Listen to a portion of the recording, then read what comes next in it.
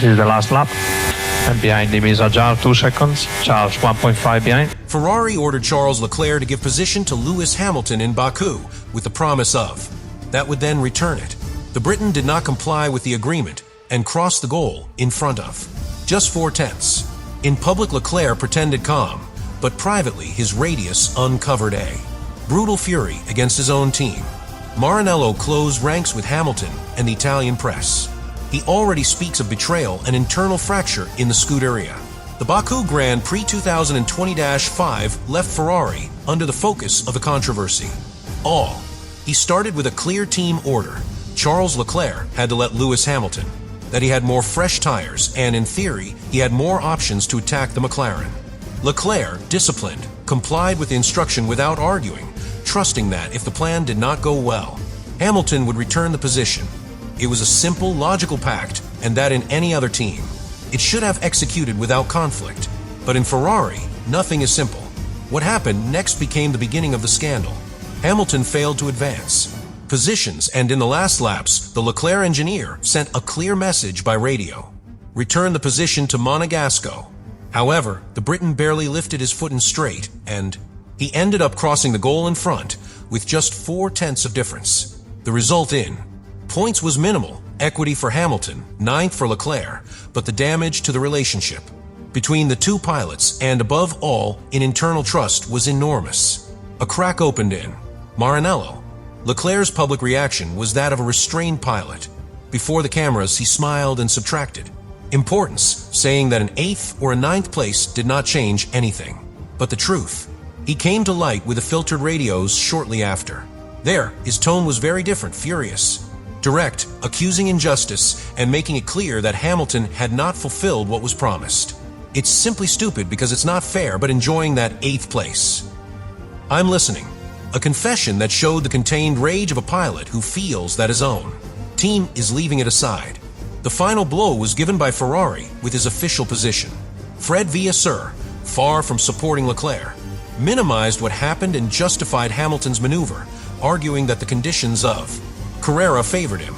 The reading was unequivocal. The Scuderia aligned with the 7-time world champion and left his house pilot in the background. For Italian media, it was dynamite. Ferrari betrays Charles, he titled the Gazzetta dello Sport. Hamilton imposes his law. Published Il Giornale. The broken and divided team narrative exploded throughout Italy. What seemed a simple equipment order became an internal earthquake.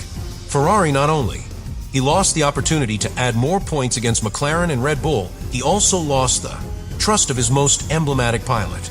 And the most worrying thing is that the situation does not seem an isolated incident, but the first chapter of a confrontation that can mark the rest of the season.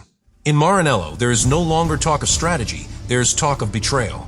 The origin of the conflict in Ferrari is in the management of career in Baku, a scenario where the Scuderia stumbled again with its own mistakes. The initial strategy was to divide functions. Charles Leclerc had to defend with a car wearing due to intermittent problems in the ERS system, while Hamilton, with fresher tires, would have freedom for attack the McLaren. It was a risky but reasonable bet on paper. The problem came in execution. Leclerc obeyed without hesitation, sacrificing its position to give advantage to the British, but the plan did not come out. Hamilton failed to advance, and when it was time to return the position, the Scuderia found himself trapped between loyalty to Monegasque and the authority of 7-times champion. The detail that Hamilton did not return the position was only the spark, but the real gasoline was the reaction of the team. Leclerc, who was waiting for firm support from Wall, saw how the message to Hamilton was late, confusing, and unfortunate. In a sport where orders are instantly fulfilled, that lack of firmness sounded like a wink to the British. And when he crossed the goal ahead of Charles, the later silence was even more revealing. Ferrari no, he corrected or sanctioned, simply accepted the result. For a pilot who has his entire career holding the Scuderia in difficult times, that attitude was felt as a betrayal. The Italian press soon read the situation as a party taking. Corriere dello Sport, he described it as a statement of internal hierarchies, and the stampa was even harder. Ferrari breaks his DNA, leaves his house pilot. In a country where Scuderia is more That a team where each typhos feels the colors as their own, the perception that Ferrari, he prefers to protect Hamilton before Leclerc, is pure dynamite. And what is worse is dynamite that explodes within the garage itself. The problem is no longer only sports. Ferrari lost valuable points against McLaren and Red Bull, but the most serious thing is that he lost cohesion. Leclerc felt unauthorized engineers, divided, and Hamilton was reinforced as the figure that can skip agreements without consequences. This asymmetry creates a rare, raised atmosphere that, throughout a season, so demanding, it can become a silent poison. When a team doubts who it is, his true leader, the confusion on track translates into defeats. And here I ask you, if you were via Sir, would you have protected Hamilton as he did Ferrari, or would you have defended Leclerc, even at the cost of creating friction with the British? To understand why Ferrari made the controversial decision to favor Hamilton in Baku, there are to look beyond the equipment orders and look at the car. The 20-5 SF is today an unpredictable machine.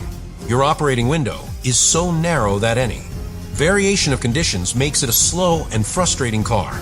In Azerbaijan, that fragility was exposed. Charles Leclerc suffered throughout the race with a loss, intermittent in the ERS system, which subtracted speed in line and left it without capacity of defense. In a circuit where the main line exceeds 2 kilometers, that disadvantage, it was lethal. Telemetry data confirmed that Leclerc rolled between 2 and 3 kilometers per hour, slower than his partner in the maximum speed sections.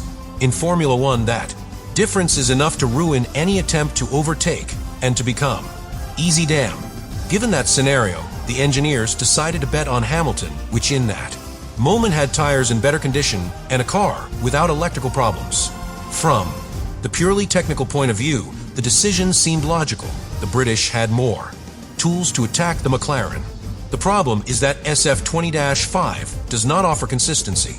With configurations designed for high load, the car loses too much in line. With more downloaded configurations, it becomes unstable in slow curve. In Baku, Ferrari tried an impossible balance, and the result, it was a car that did not stand out in any sector. Matteo Bobbi explained it to Sky Italy with, "Raw, Ferrari competes at the tip of the triangle. When he gets out of there, he collapses."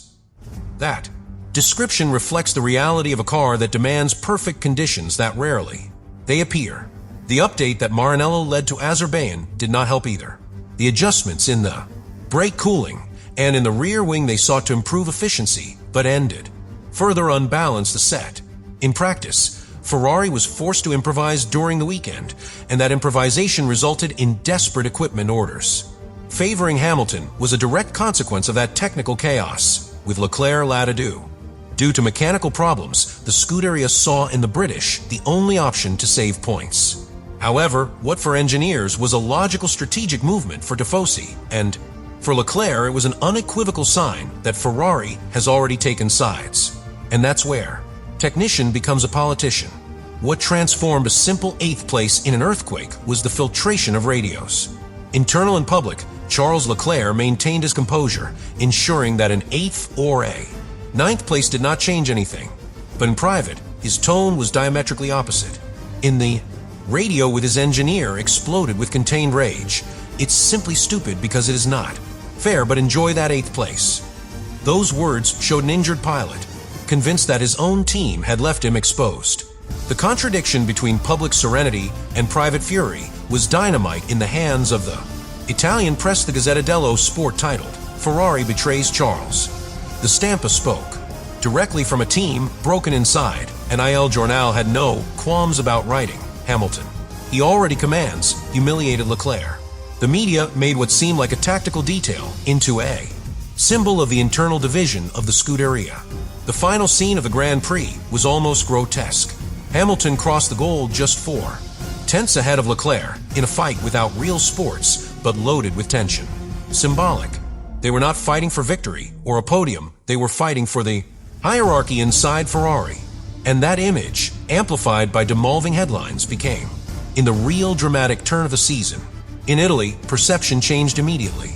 Ferrari was no longer a team in technical crisis, it was a team in political crisis. Hamilton's gesture, the silence of the wall, and the impotence of Leclerc translated into a devastating story. Maranello has taken sides and has done so in Against Your House Pilot.